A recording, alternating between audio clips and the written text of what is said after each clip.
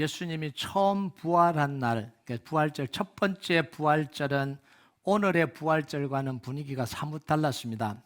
왜냐하면 예수님의 부활은 아무도 기대하지 못한 상태에서 갑자기 일어났거든요. 아무도 기다린 사람이 없어요. 만약 예수님의 부활을 기다렸다면 제자들은 도망가거나 숨지 않았을 겁니다. 오히려 대대적인 축하 행사를 기획했을 겁니다. 그리고 새벽이 되면 무덤 앞으로 다 몰려가서 이 무덤 문이 열리기를 카운트다운 했을 겁니다. 무덤 문이 열리는 순간 예수님이 부활하셨습니다. 다 같이 대대적인 행사를 벌였겠죠. 그런데 예수님이 부활한 그 새벽에 무덤으로 달려간 사람은 단 한 사람, 막달라 마리아밖에 없었어요. 이 막달라 마리아도 무덤으로 간 것이 부활하신 예수님을 만나려고 간 게 아닙니다. 1절과 2절 한번 볼까요? 1절, 2절 같이 읽겠습니다. 시작. 안식 후 첫날 일찍이 아직 어두울 때에 막달라 마리아가 무덤에 와서 돌이 무덤에서 옮겨진 것을 보고 시몬 베드로와 예수께서 사랑하시던 그 다른 제자에게 달려가서 말하되 사람들이 주님을 무덤에서 가져다가 어디 두었는지 우리가 알지 못하겠다 하니. 자, 무덤으로 달려간 막달라 마리아는 뭘 보냐면 무덤 문이 열려 있고 시체가 사라진 걸 봅니다. 그때 할렐루야라고 외쳐야 되는데 할렐루야라고 외치지 않아요. 걱정합니다. 근심합니다. 예수님의 시체를 잃어버렸다고, 누가 훔쳐갔다고 생각을 한 거예요. 부활했다고 말하지 않잖아요.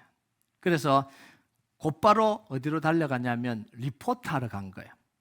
베드로와 예수님이 사랑하시는 제자는 요한이라고 봅니다. 요한에게 가서 지금 큰일 났다라고 이야기를 한 거죠. 예수님 부활했다고 한 게 아니라 큰일 났다. 예수님의 시체가 도둑 맞았다 이거예요. 이걸 이제 보고를 한 거예요. 자, 막달라 마리아 말을 듣고요, 달려간 베드로와 요한도 반응이 다르지 않아요. 빈 무덤도 봤고 예수님의 시체를 쌌던 머리수건도 봤고 세마포도 봤고 다 봤어요. 그런데 예수님의 부활과 연결시키지 않아요. 부활하셨을까라고도 생각하지 않아요. 8절에 보면 믿었다라는 표현이 나오거든요. 근데 이건 예수님의 부활을 믿었다는 게 아니에요. 예수님에게 시체가 사라졌다라는 여자들의 말에 그럴 리가 있냐? 그러고 쫓아가 본 거예요. 근데 가보니까 진짜 사라진 거예요. 그러니까 제자들이 아니고 여자가들이 말한 무덤 문이 열리고 예수님의 시체가 사라졌다라는 사실을 믿은 거예요.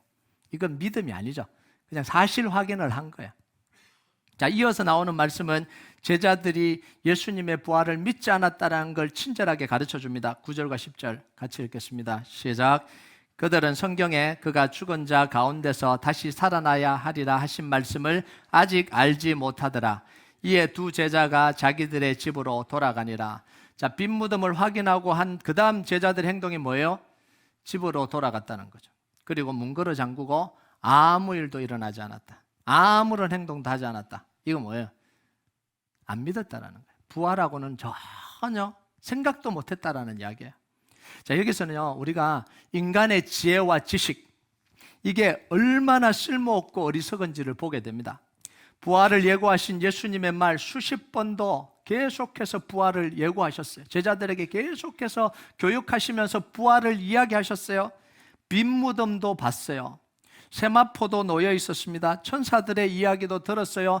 여자들의 이야기도 다 들었어요. 이게 다 뭐예요? 증거예요. 부활의 외적 증거입니다. 자, 이렇게 많은 증거를 다 보여줬는데도 사람들은 예수님의 부활을 안 믿었다, 이렇게 합니다. 결론은 그렇구나, 믿어야 되겠구나, 이게 아니라 안 믿었다는 거예요.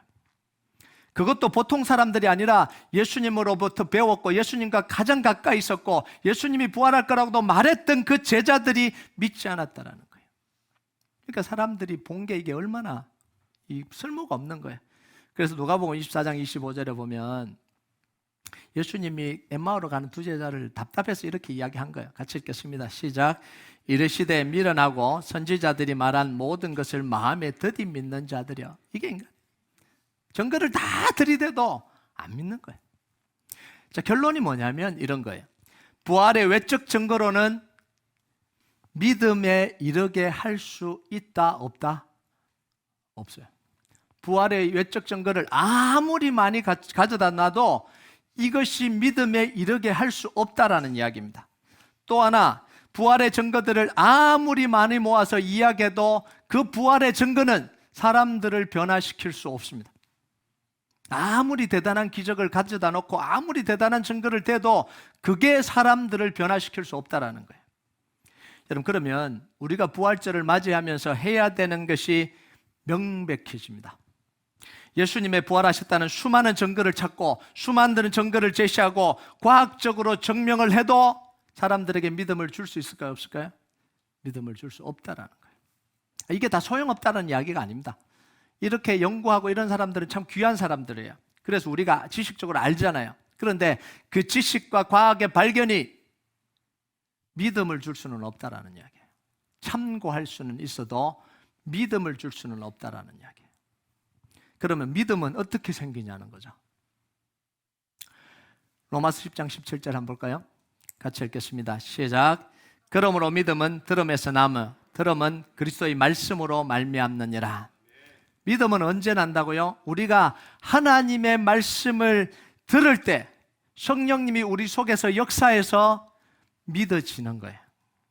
정확하게 표현하면 말씀이 우리 속에서 들려질 때 우리가 믿는 게 아니라 믿어지는 거예요. 자, 질문을 던지겠습니다. 여러분 크리스찬인데 믿은 거예요? 믿어진 거예요? 자, 여러분 다시 백해서 한번 생각을 해보세요. 자, 믿은 거, 여러분이 믿은 거예요? 아니면 믿어진 거예요? 믿어진 거예요.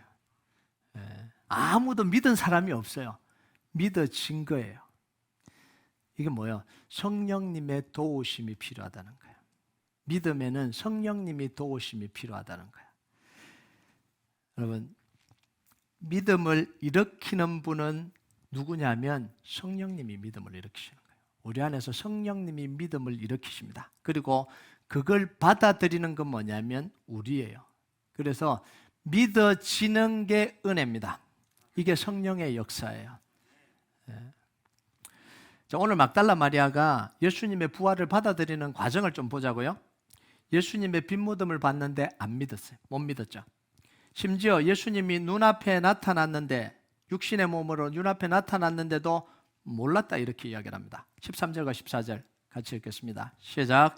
천사들이 이르되 여자여 어찌하여 우느냐 이르되 사람들이 내 주님을 옮겨다가 어디에 두었는지 내가 알지 못함이니이다.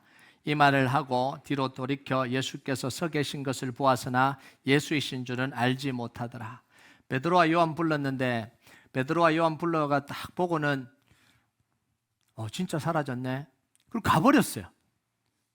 아니, 이 남자들이 가버렸어요. 좀 도와달라고 불렀는데 알았다 그러고 가버렸어요.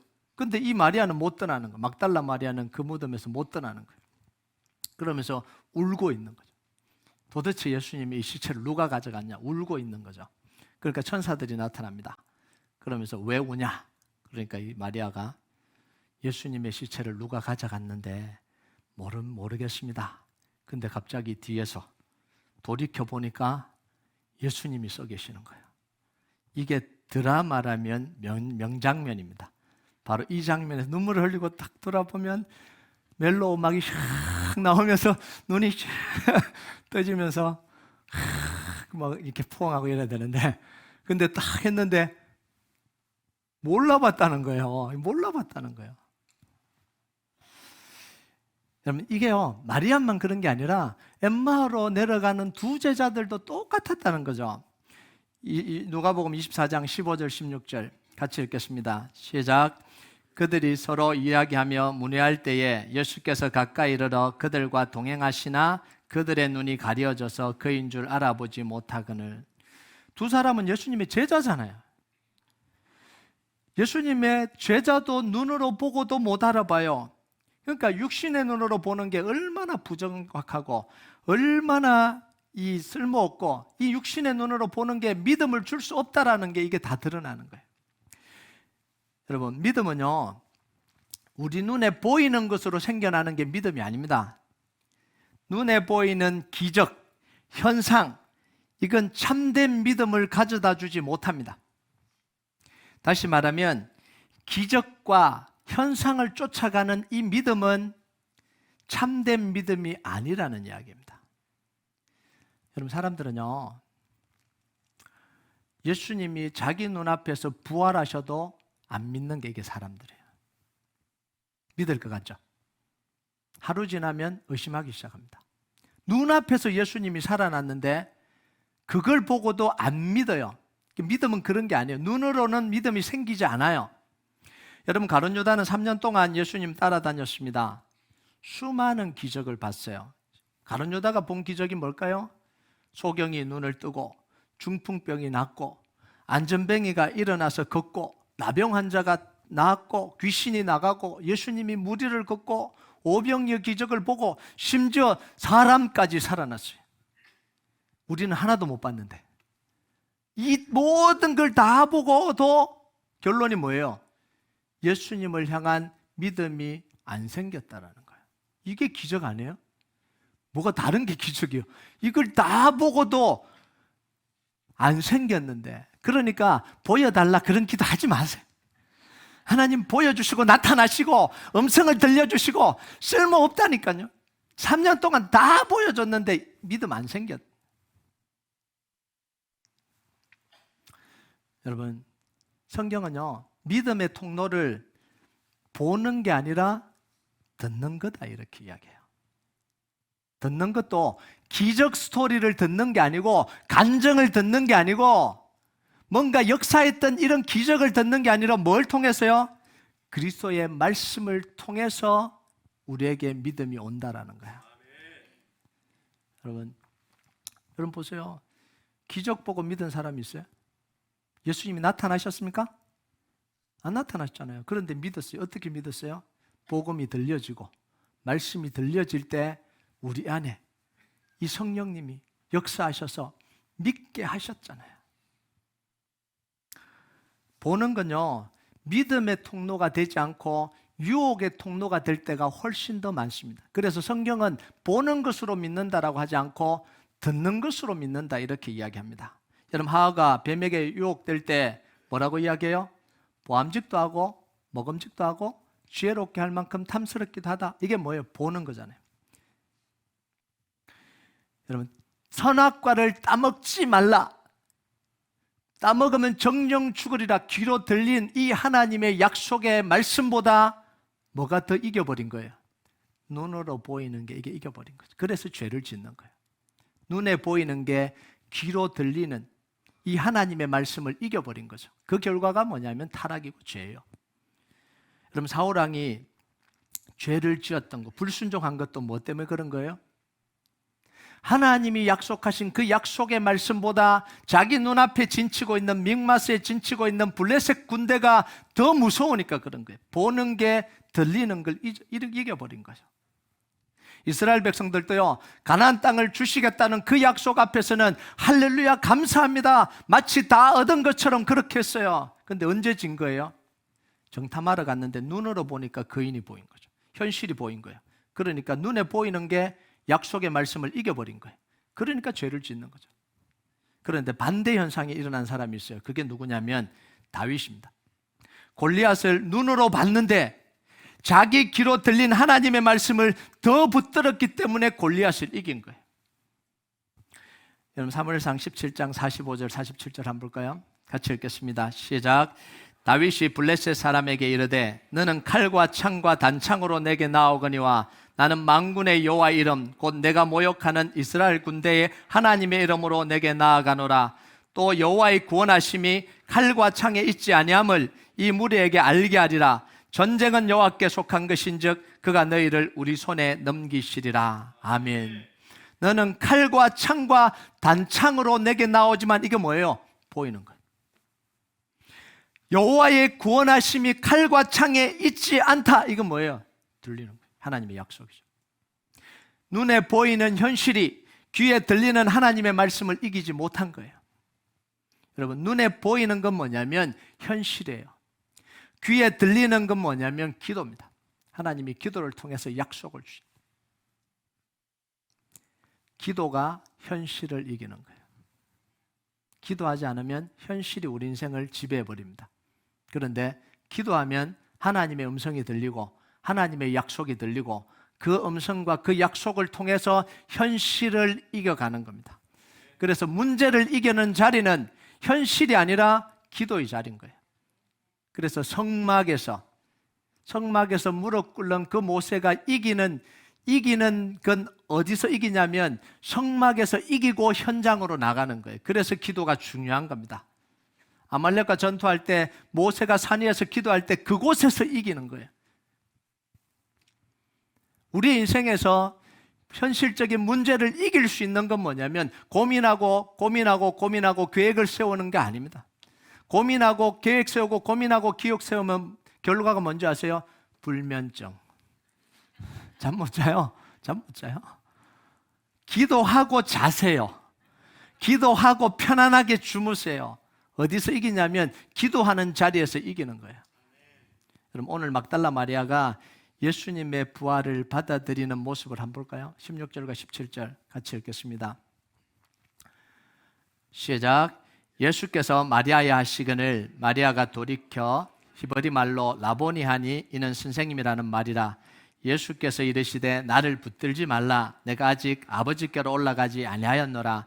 너는 내 형제에게 가서 이르되 내가 내 아버지 곧 너희 아버지 내 하나님 곧 너희 하나님께로 올라간다 하라 하시니. 자, 언제 마리아가 보여요? 주님의 음성이 들릴 때. 주님의 음성이 들리니까 예수님을 알아보고 예수님의 부활을 믿고 받아들였습니다. 자, 믿고 받아들였다 어떻게 알죠? 예수님이 전하라고 하신 말씀을 제자들에게 전해요. 18절 볼까요? 같이 읽겠습니다. 시작. 막달라 마리아가 가서 제자들에게 내가 주를 보았다 하고 또 주께서 자기에게 이렇게 말씀하셨다 이러니라. 기적을 이야기하고 부활을 이야기하고 살아났다 이 이야기보다 더 중요한 게 뭐예요? 예수님이 나에게 이렇게 이야기하셨다. 말씀이 들리는 거예요. 여러분, 똑같은 모습이 엠마오로 가는 제자들에게도 일어났습니다.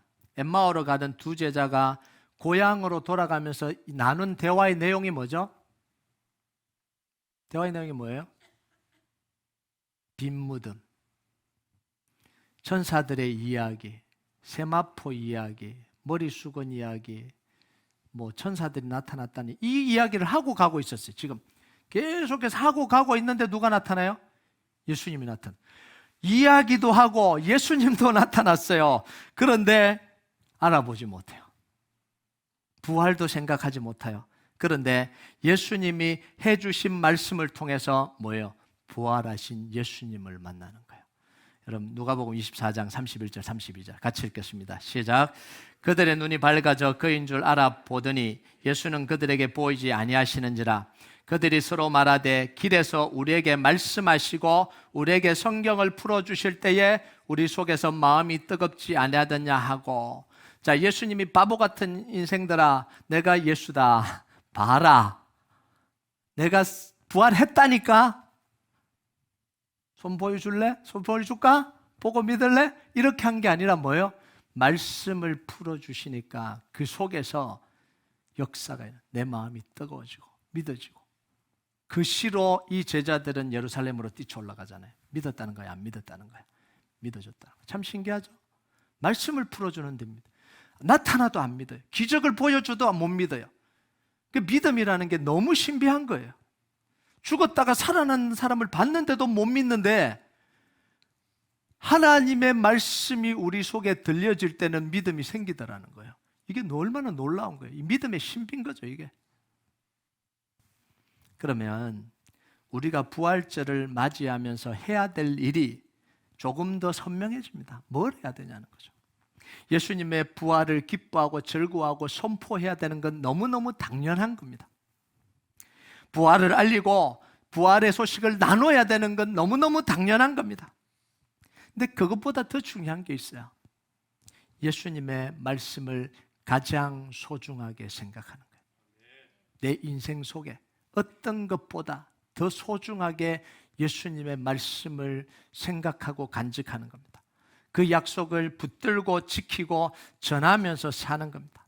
여러분, 하나님과 우리 사이에 일어나는 모든 관계의 중심에는 뭐가 놓이냐면 말씀이 놓입니다. 말씀이 빠지면 하나님과 우리의 관계가 안 돼요. 언약 관계가 안 됩니다. 언약의 내용이 없는데 어떻게 관계가 형성이 돼요? 그러니까 뭐 기도해서 하나님과 관계가 친밀해지든 뭐 대단히 해서 친밀해지든 결론적으로 말씀이 그 속에 연관되지 않으면 하나님과 우리는 상관이 없는 거예요.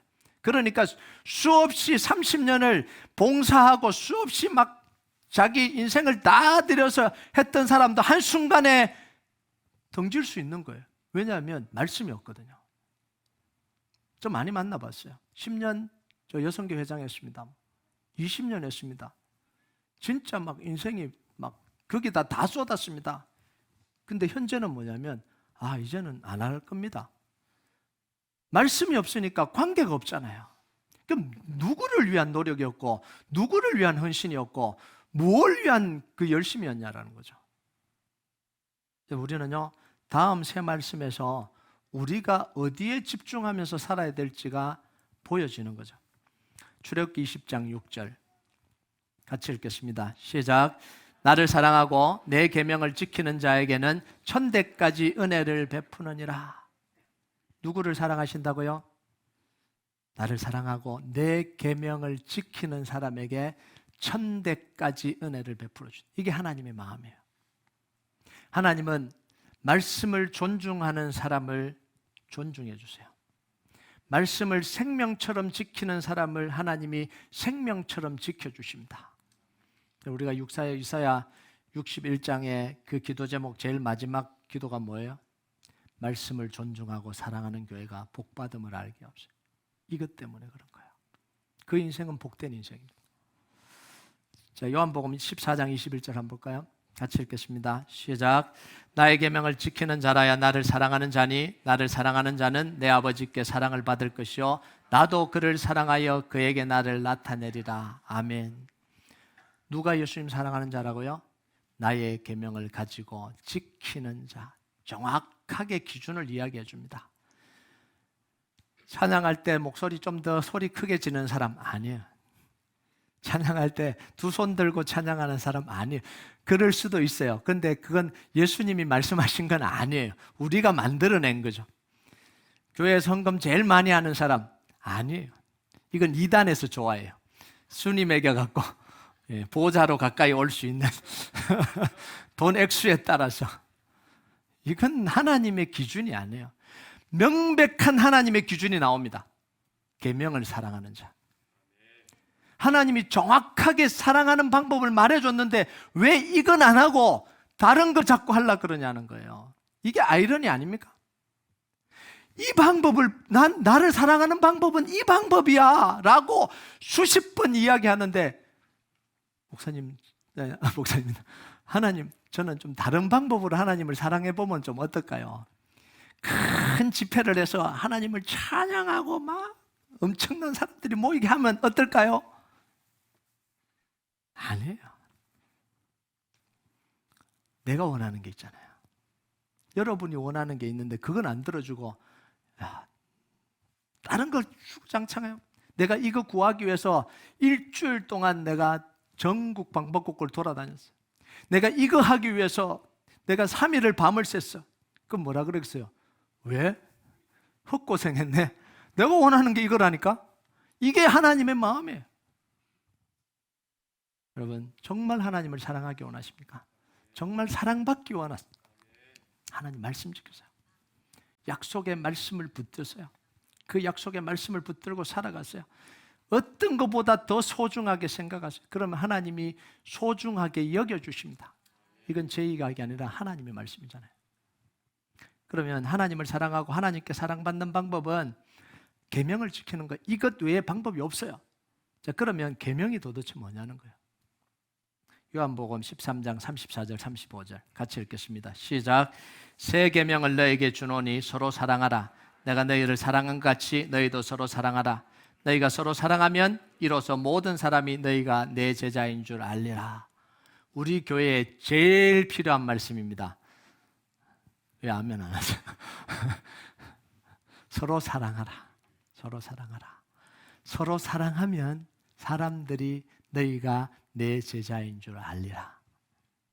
여러분, 영혼 사랑은 기본입니다. 영혼을 사랑하는 건 기본이에요.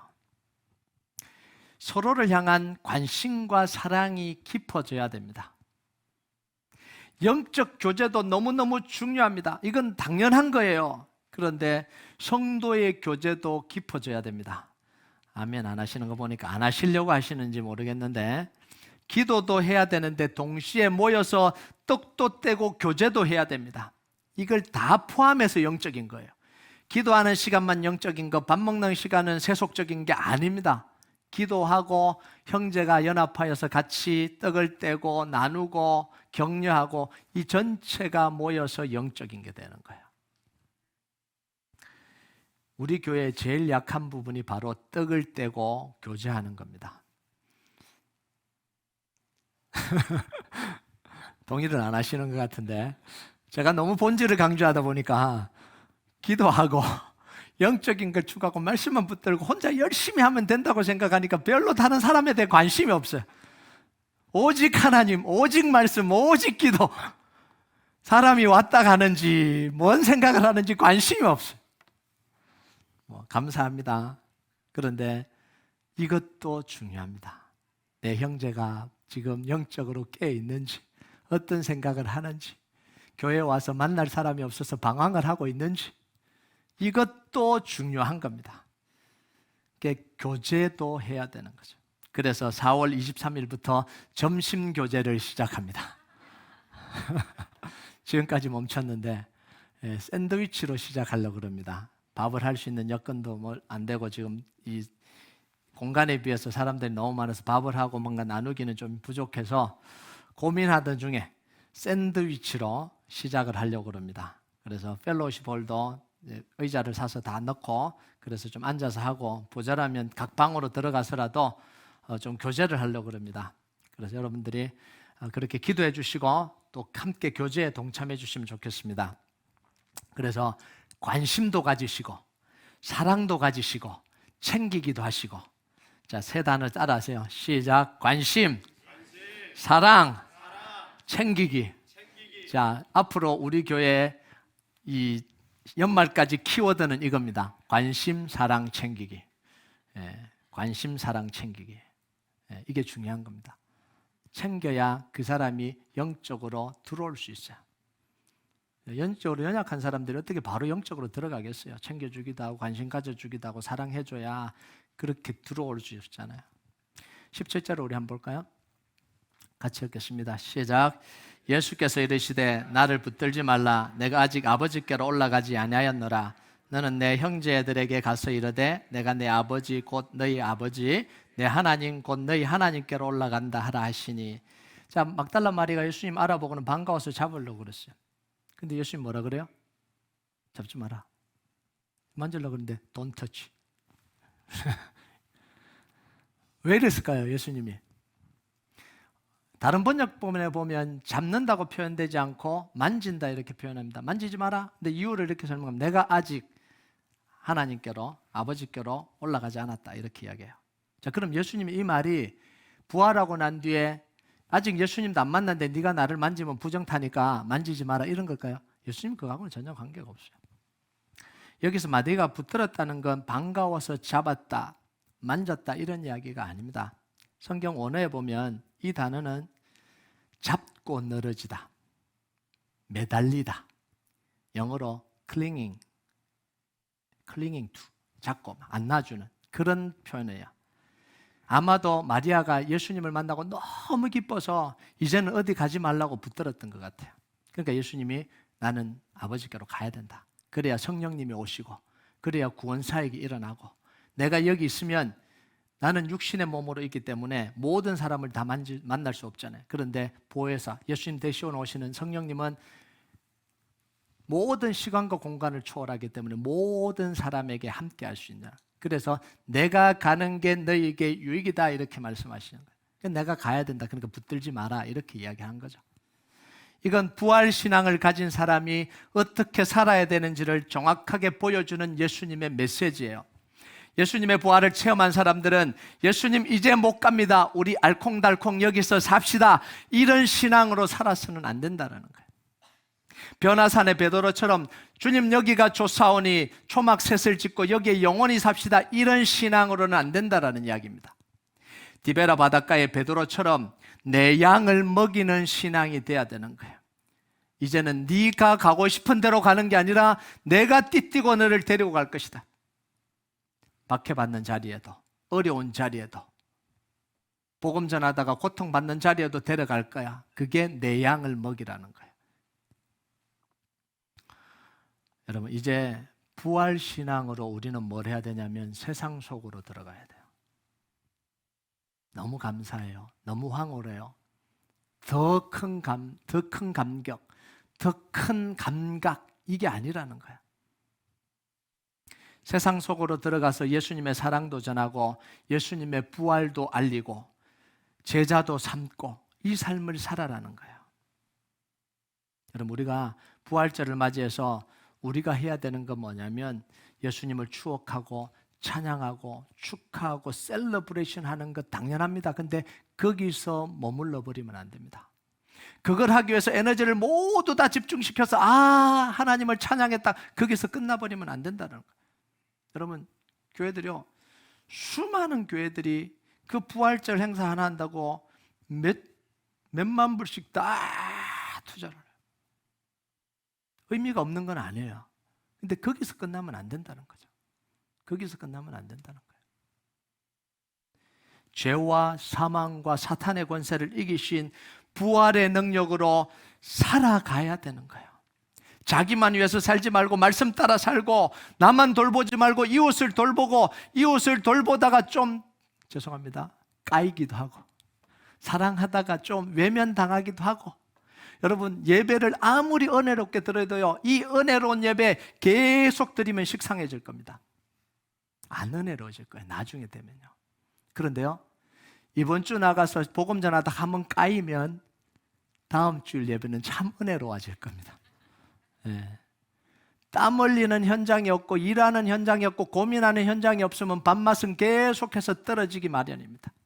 아무리 좋은 음식 차려놔도 계속해서 밥맛이 떨어져요. 그런데 밖에서 땀 흘리고 일하고 와보세요. 새록새록 밥맛이 좋아요. 예배가 왜 은혜롭지 않냐? 왜 더 깊은 은혜를 못 체험하냐? 안 까여서 그런 거예요. 욕을 안 먹어서 그런 거예요. 차가운 표정을 안 봐서 그런 거예요. 사랑하려고 그러다가 외면하는 그 표정을 안 보고 가슴 속에 아파하고 힘들고, 이게 크리스찬이구나, 예수님 사랑 따라하다가 나 죽겠다, 이런 고민을 안 하니까 예배가 은혜롭지 않는 거예요. 찬양을 불러도 눈물이 안 나는 거예요. 그런데요, 그걸 경험하고 나면 그 찬양만 불러도 그렇게 눈물이 나요. 주님, 그 마음 저도 알아요. 오늘 이 집사님이 저를 깠어요. 장로님이 저를 무시했어요. 여러분, 이게 신앙을 가지고 사는 거예요. 내가 복음이 있는데 트라이를 해야 되잖아요. 사랑하지 못할 사람, 이해하지 못할 사람을 품어보려고 노력하는 거, 이게 진짜 부활신앙을 가진 거예요. 여러분, 우리 큰나무교회 성도들이요, 정말 부활절을 맞이해서 조금 더 다른 사람, 조금 더 다른 영혼을 향해서 마음도 열리고 한 발짝 더 다가가는 역사가 있길 주님의 이름으로 축복합니다. 우리 같이 찬양하도록 하겠습니다. 이 찬양 하나님 앞에 좀 올려드립시다. 깊은 절망의 수렁 가운데 주님께 닿을 수 없던 우리, 어두운 밤 중에 하늘을 향해 주의 이름 나 부를 때, 어둠을 뚫고 오신 주 사랑, 나의 절망 거두셨네. 주님의 공로 다 이루셨네. 주 예수 나의 산소망. 우리가 이 고백 하나님 앞에 좀 올려드립시다.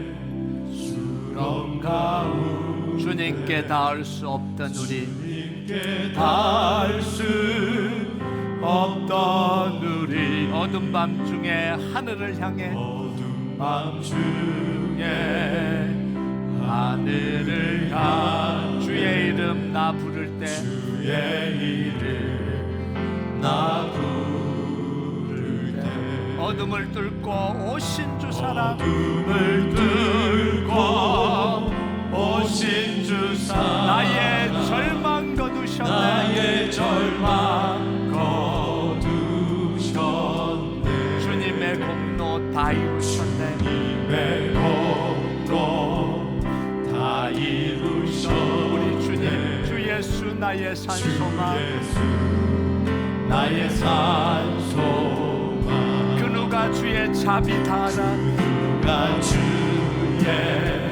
자비 다하라 한없는 은혜 증량 영광을 떠나 이 땅에 오신 영광을 떠나 이 땅에 오신 죄가 되신 구주 예수 죄가 되신 구주 예수 주의 십자가 내게 말하네 주의 십자가 내게 난 말하네 영원히 용납됐네 영원히 난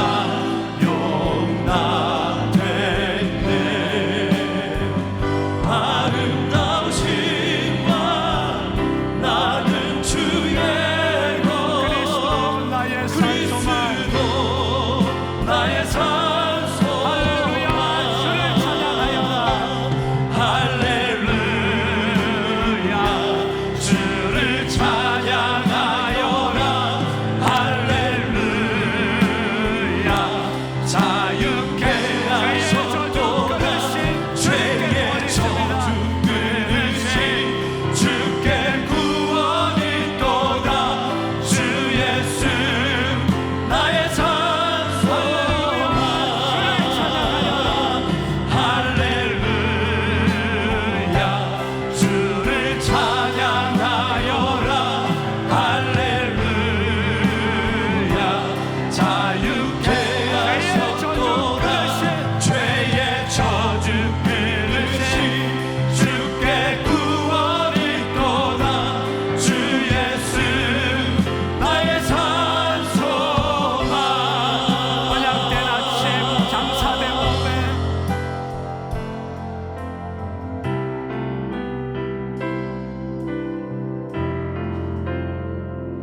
언약된 아침 장사 부활의 호흡 시작됐네 부활의 호흡 시작 아멘 유다의 사자 위엄찬 선포 나의 사자 위엄찬 소 사망이 무너졌도다 사망이 무너졌도다 아멘 이제 사망은 이제 사망은 무덤이 더 우리를